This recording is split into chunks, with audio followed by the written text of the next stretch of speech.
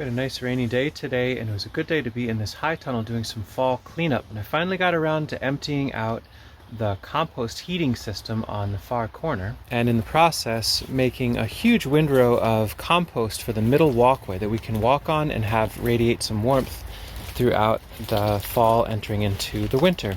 This bay was completely full with some really wild growth this year. There's some amazing yields that came out of it, some neat surprises, and so I'd like to share in this video the cleaning out of a compost heating bin after a spring of providing heat and a summer of providing crops. A pretty wild scene in here when I first started. There's probably about 5 or 6 different species that need to be cleaned up and harvested. A whole bunch of tomatoes on the side that can also be snipped back and windrowed into the walkways. I'm going to collect this Malokia seed. That's something that Sasha's really excited to work with. This is an Egyptian green, a high nutrient green, and pretty hard to get seed. So we're going to save that first, then slowly work these beautiful serpents out. This is a hyacinth bean wrapped all through Malokia over turmeric. Lots and lots of biomass and beautiful material to snip out, windrowed out to generate warmth for the winter months. Some really cool spiders on the edges. Good reminder to be thoughtful and careful so we don't disrupt their habitat. And old snake skins, they had a great time in this compost this winter. Chard grew well, so we harvested some and got a plug to transplant out as well. The sweet potatoes were the real winner in here, and something I definitely want to do over and over again. Anywhere the vines touched down, they made some nice little sweet potatoes. We had some figs that needed to be cut back as well. This was a Vern's brown turkey that I needed the walkway back, so I snipped that away. Got some cuttings to propagate with and a whole bunch of mulch and compost material for the walkways.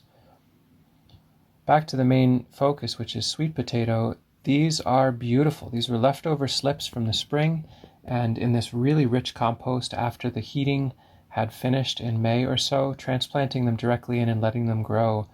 They're effortless to get out with no tools, and the yield is quite immense. It's a significant amount of food for how little effort there was. There were just 2 slips planted in here, and this is the yield from one of them. It's probably about 8 to 10 pounds of beautiful sweet potatoes from this one plant.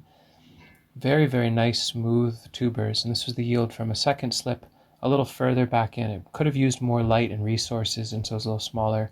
But for 2 slips, we got about 12 to 14 pounds of food for the winter. Truly amazing. So many snake skins in here. I thought there was shredded plastic, but it was entirely the skins of beautiful snakes living there this summer. Turmeric was left over from storage in the winter, and so this is our own seed planted back out. This was a failure in some ways. Very, very little, but beautiful little freshies. They need a longer season. I tried to cut back some of this wild aster, but there are definitely bees still living in there and enjoying the fall, so they get to stay. We don't have to clear everything out. If there's clearly folks enjoying it, it's time for them to stay. And that is most of the material pulled out and windrowed into the walkway for one last hurrah of generating warmth with turmeric as a cover. This I'll soak down thoroughly and let it rehydrate and then top dress beds. And then our walkway now has a re-upping of thermophilic material to generate warmth for the winter.